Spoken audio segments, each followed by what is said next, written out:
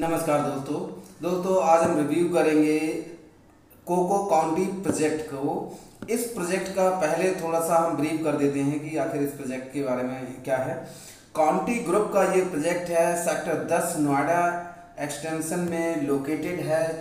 4.5 एकड़ का total project. Total number of flats 838 हैं। टोटल 3 टावर्स हैं। 2+ स्टडी का फ्लैट साइज है, सिर्फ एक ही साइज है 1152 स्क्वायर फीट का और 2 टॉयलेट के साथ में है। अब डीपली इस प्रोजेक्ट के बारे में समझ लेते हैं। तो सबसे पहले लोकेशन के बारे में हम जान लेते हैं। सबसे पहले हम बात करते हैं इस प्रोजेक्ट की लोकेशन की। इस प्रोजेक्ट पर अगर हम 4 मूर्ति गोल चक्कर से एक मूर्ति गोल चक्कर की तरफ चलें, मतलब दादरी की तरफ, तो 4 मूर्ति गोल चक्कर से 5वें गोल चक्कर पर पहुंचकर लेफ्ट टर्न लेंगे। फिर लगभग 600 मीटर चलने के बाद लेफ्ट साइड में आ जाता है कोको काउंटी प्रोजेक्ट। 4 मूर्ति गोल चक्कर से लगभग 7 किलोमीटर दूर है ये प्रोजेक्ट। ग्रेटर नोएडा वेस्ट का ये सेक्टर 10 है। 5वें गोल चक्कर से जब लेफ्ट टर्न लेंगे तो लेफ्ट में ATS का होम क्राफ्ट प्रोजेक्ट है। और आगे बढ़ते हैं तो सिक्का का प्रोजेक्ट है। और तीसरे प्रोजेक्ट कोको काउंटी है। इससे और आगे बढ़े तो खाली जमीन पड़ी हुई है और आगे है सैनी गांव। और इस प्रोजेक्ट के सामने है अथॉरिटी के किसान कोटे के प्लॉट्स और इसके बैक साइड में है अरिहंत का प्रोजेक्ट, अरिहंत अबॉर्ड। टोटल 4.5 एकड़ का प्रोजेक्ट है। 3 साइड ओपन प्लॉट्स है। टोटल 3 टावर्स हैं विद कमर्शियल मार्क। 22 और 23 मंजिल की रहेगी इसकी ऊंचाई। अब हम बात करते हैं दोस्तों इसकी कनेक्टिविटी की। तो इस प्रोजेक्ट की कनेक्टिविटी की अगर हम बात करें तो इस प्रोजेक्ट तक आप सिर्फ अपने कन्वेंस से ही जा सकते हैं। 4 मूर्ति गोल चक्कर से 30वें गोल चक्कर तक गैलेक्सी वेगा प्रोजेक्ट तक शेयरिंग ऑटो मिलते हैं। 4 मूर्ति से कोको काउंटी की डिस्टेंस है 7 किलोमीटर की। आप 4 मूर्ति गोल चक्कर से और दादरी साइड NH91 से आ सकते हैं। NH24 से आप क्रॉसिंग रिपब्लिक से होते हुए कोको काउंटी तक आ सकते हैं। लोकल ट्रेन से अगर आपको अलीगढ़ की साइड जाना है तो आपको मारीपत स्टेशन सिर्फ 3 किलोमीटर दूर पड़ेगा और गाजियाबाद रेलवे स्टेशन 9 किलोमीटर पड़ेगा। बस टर्मिनल गाजियाबाद का लगभग 12 किलोमीटर पड़ेगा। न्यू दिल्ली रेलवे स्टेशन लगभग 32 किलोमीटर पड़ेगा। निजामुद्दीन रेलवे स्टेशन लगभग 25 किलोमीटर। मेट्रो स्टेशन करीब 1 से 2 किलोमीटर की डिस्टेंस में आएगा। और IGI इंटरनेशनल एयरपोर्ट जो है वो लगभग आपको 38 किलोमीटर की दूरी पर पड़ेगा। परी चौक जाने के लिए आप एक मूर्ति गोल चक्कर से सूरजपुर रोड से महज 40 मिनट में पहुंच सकते हैं। आगरा साइड जाने के लिए भी आप यही रूट ले सकते हैं। ये हुई बात इस प्रोजेक्ट की कनेक्टिविटी की। तो दोस्तों अब हम बात करते हैं इस प्रोजेक्ट के फीचर्स और USP क्या हैं। तो इस प्रोजेक्ट की खासियत और खूबियां इस प्रोजेक्ट में क्या हैं, तो 1 बाय 1 हम बात करते हैं।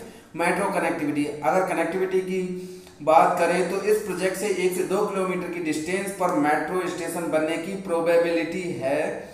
नेक्स्ट अगर हम देखें तो लो हाइट प्रोजेक्ट है। आप जहां हाइट 30 स्टोरी तक पहुंच गई है वहां 22-23 मंजिल ही ऊंचा होगा प्रोजेक्ट, मतलब ये लो राइज ही रहेगा। नेक्स्ट अगर हम देखें तो अमेनिटीज, पूल और क्लब बहुत बड़ा और अच्छा बना रहे हैं छोटे प्रोजेक्ट होने के बावजूद भी। नेक्स्ट अगर हम देखें तो मोर वेंटिलेटेड फ्लैट होंगे। ये प्रोजेक्ट 3 साइड ओपन है, इसलिए ज़्यादा से ज़्यादा वेंटिलेटेड और एयरी फ्लैट्स होंगे इस प्रोजेक्ट के। नंबर ऑफ लिफ्ट्स की अगर हम बात करें तो एक टावर में 6 लिफ्ट हैं। इसकी सबसे बड़ी USP है कि एक में 6 लिफ्ट दी हैं, ये बहुत ही अच्छा है रेजिडेंट्स के लिए। नेक्स्ट अगर हम देखें ओपन स्पेस, तो 4.5 एकड़ में सिर्फ 3 टावर, तो ओपन स्पेस बहुत अच्छा है। इनका ये कहना है ओपन स्पेस 70% है। Theme based project, Coco County एक थीम बेस्ड प्रोजेक्ट है। ये काउंटी ग्रुप का प्रोजेक्ट है जिन्होंने इंदिरापुरम में ऑरेंज काउंटी बनाया है, वसुंधरा में ऑलिव काउंटी बनाया है, सेक्टर 121 में क्लू काउंटी और नोएडा एक्सटेंशन में चेरी काउंटी। तो बायर्स को यही प्रोजेक्ट दिखा करके ये प्रोजेक्ट सेल किया जा रहा है कि इस तरह का ही होगा ये प्रोजेक्ट, कुछ अलग कुछ खास। नेक्स्ट अगर हम देखें तो हाँ एक ही साइज है, 1 साइज 1 क्लास। ये पूरे प्रोजेक्ट में एक ही साइज है 2+ स्टडी का 1152 स्क्वायर फीट का। तो जेंट्री या क्लास मेंटेन की है, इस बिल्डर के द्वारा मेंटेन की गई है क्लास। नेक्स्ट अगर हम बात करें कि खूबी की तो वो है ग्रीन बेल्ट। इस प्रोजेक्ट के 2 साइड ग्रीन बेल्ट है जिसकी वजह से रोड फेसिंग फ्लैट भी ग्रीन बेल्ट की वजह से पार्क फेसिंग हो जाते हैं।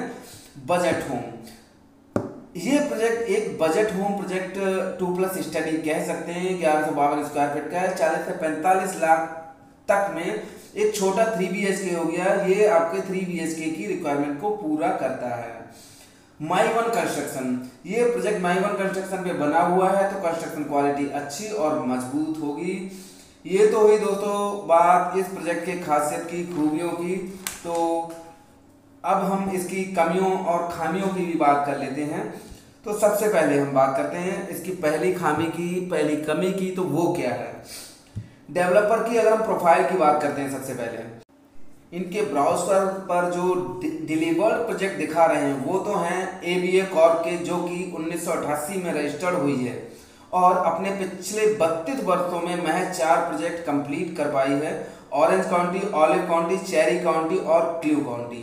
और जो इनकी साइट पर बड़ा सा होल्डिंग्स लगा हुआ है उस पर लिखा है County group project Coco County. तो काउंटी ग्रुप अगर डेवलपर की अगर हम बात करें तो ये जून 2006 में रजिस्टर्ड हुई है कंपनी, जिसने इससे पहले कोई भी प्रोजेक्ट डिलीवर नहीं किया है। और अकॉर्डिंग टू रेरा इस प्रोजेक्ट को डेवलप कर रही है Sirja real estate solutions private limited, जो कि 2012 मार्च में रजिस्टर्ड हुई है और ये इनका पहला प्रोजेक्ट है। ये तो टोटल कंफ्यूजन हो गया। ब्राउज़र में ABA कॉर्प के प्रोजेक्ट, होर्डिंग्स में काउंटी ग्रुप और सरकारी रिकॉर्ड में Sirja real estate solutions private limited. तो क्या ये टोटल झोल है? बिल्डर कंफ्यूज क्यों क्रिएट किया है? ABA बिल्डर का नाम क्या सिर्फ मार्केटिंग या सेल्स करने के लिए ही इस्तेमाल किया गया है या हाइप बनाने के लिए?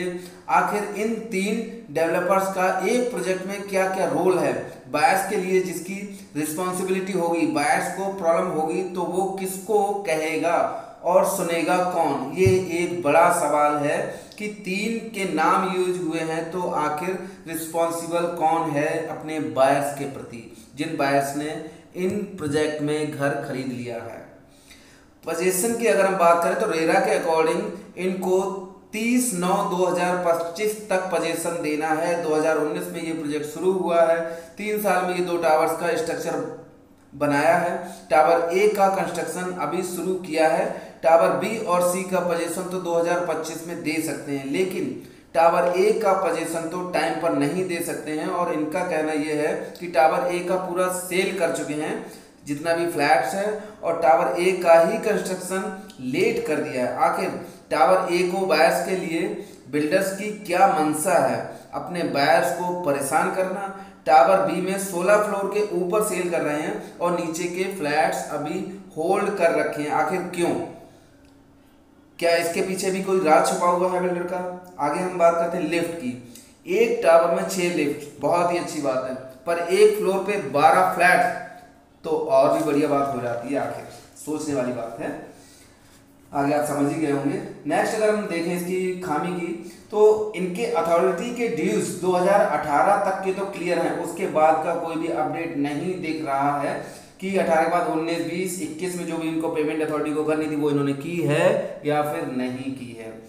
ओपन स्पेस की अगर हम बात करें तो 4.5 एकड़ में 3 टावर्स लगता है ओपन स्पेस सफिशिएंट होगा, परंतु 2 टावर को मिलाकर एक टावर बना दिया है। 4.5 एकड़ में एक्चुअल में 3 नहीं 6 टावर्स हैं और उसके बाद मार्केट भी बनानी है। तो बाकी 3 साइड टावर, एक साइड क्लब, सेंटर में हो जाएगा पूल और ओपन स्पेस हो जाएगा 0। तो इस प्रोजेक्ट में ओपन स्पेस के नाम पर होगा 0, या ऊंट के मुंह में आप जीरा बोल सकते हैं। 0 experience holders developing this project. कैसे? सिरजा रियल एस्टेट का एक्सपीरियंस 0 है। 2012 में कंपनी बनी, कोई डिलीवर प्रोजेक्ट नहीं है। इस प्रोजेक्ट का आर्किटेक्चरल डिजाइन तैयार किया है आर्किटेक्चर मिस्टर विशाल शर्मा जी ने, और उनकी फर्म का नाम है कन्फ्लुएंस कंसल्टेंसी सर्विसेज, जो कि एक जॉब प्रोवाइडिंग फर्म है। गूगल करके आप लोग देख सकते हैं। विशाल शर्मा जी और उनकी फर्म कहीं भी नहीं दिखती है जब आप गूगल करेंगे। कंपनी का नाम है विशाल शर्मा जी का नाम। जो इस प्रोजेक्ट का कंस्ट्रक्शन का काम कर रही है उस कंपनी का नाम है काउंटी एस्टेट डेवलपर्स LLP। जो कि 2018 में रजिस्टर्ड हुई है। मतलब ये प्रोजेक्ट को जिसने डिजाइन किया जीरो एक्सपीरियंस, जो कंस्ट्रक्शन कर रहे हैं जीरो एक्सपीरियंस, और जो डेवलपर्स हैं जीरो एक्सपीरियंस। और प्रोजेक्ट का भविष्य क्या होगा ये तो समय ही बताएगा। ऐसा लगता है कि कंस्ट्रक्शन कंपनी तो सिर्फ इस प्रोजेक्ट को कंस्ट्रक्ट करने के लिए ही बनाई गई है।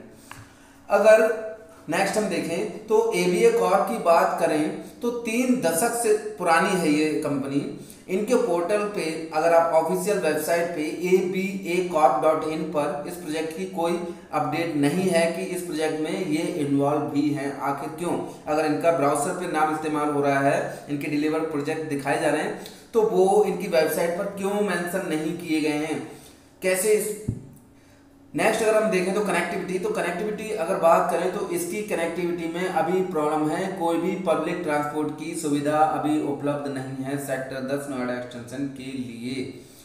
नेक्स्ट अगर हम देखें कि पब्लिक कन्वीनियंस, जन सुविधाएं, कि आखिर जन सुविधाओं के नाम पर यहाँ पर क्या अवेलेबल हो पाएगा। जन सुविधाओं के लिए अगर हम देखें तो 3 सुविधाएं बहुत मायने रखती हैं।